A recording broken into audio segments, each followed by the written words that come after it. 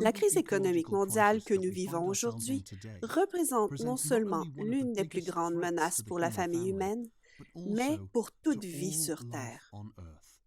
La crise écologique consiste en une large gamme de problèmes interreliés allant du changement climatique à la perte de biodiversité, de l'épuisement des ressources à la pollution atmosphérique, de la dégradation des sols à la pollution plastique, etc. Ces crises posent chacune des défis importants à la famille mondiale, par leur complexité, mais aussi par leur ampleur. Devant cette menace globale et urgente, nombre de gens pensent que nous pouvons sortir de la crise par la voie du génie. Puisque la technologie et la révolution industrielle nous ont mis dans ce pétrin, la technologie et l'ingéniosité humaine nous en sortiront. Mais tenter de résoudre la crise écologique en développant de nouvelles solutions techniques ne traite que les symptômes et non la cause. Certes, la crise que nous vivons, vu sa complexité et son interconnexion, exige une nouvelle approche si nous voulons traiter les racines de la crise. Cela exige une nouvelle façon de voir, de penser et d'agir. L'Église catholique l'appelle l'écologie intégrale. Et cette approche nous offre une vision profonde de comment aborder la crise écologique de manière intégrée. Quand nous regardons la crise à travers le prisme de l'écologie intégrale, plutôt que de voir chaque problème de façon isolée, nous commençons à voir que tout est profondément interrelié. Cette vision intégrée révèle un point de vue plus profond. Non seulement les problèmes écologiques sont interreliés, mais il existe également une interconnexion entre la crise écologique et la crise humaine. La crise humaine, tout comme la crise écologique, consiste en une large gamme de problèmes affectant la famille humaine. De l'extrême pauvreté aux inégalités sociales, de l'esclavage moderne à la traite des êtres humains, des mauvaises conditions de travail aux migrations de masse, et bien plus encore. À travers le prisme de l'écologie intégrale, nous pouvons voir que nous ne sommes pas confrontés à deux crises distinctes, l'une environnementale et l'autre sociale, mais à une crise complexe qui est à la fois humaine et environnementale. Autrement dit, le cri de la terre et le cri des pauvres sont le même cri. Tout est interrelié.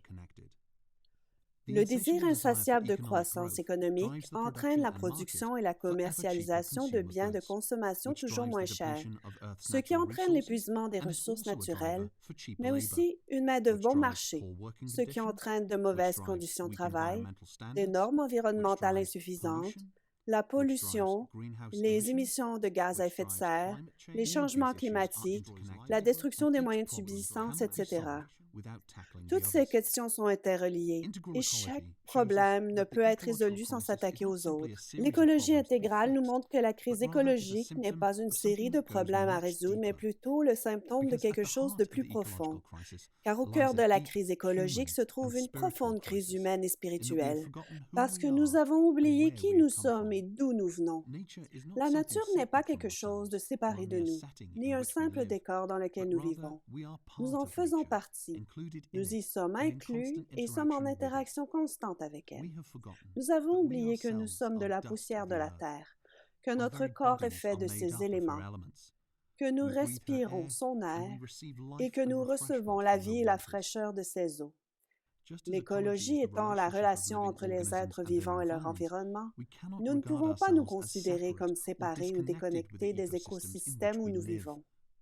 Tout comme les écosystèmes de la Terre ont fonctionné harmonieusement pendant des millions d'années, nous faisons nous aussi partie d'un réseau complexe d'interrelations que nous ne pourrons peut-être jamais appréhender ou complètement comprendre.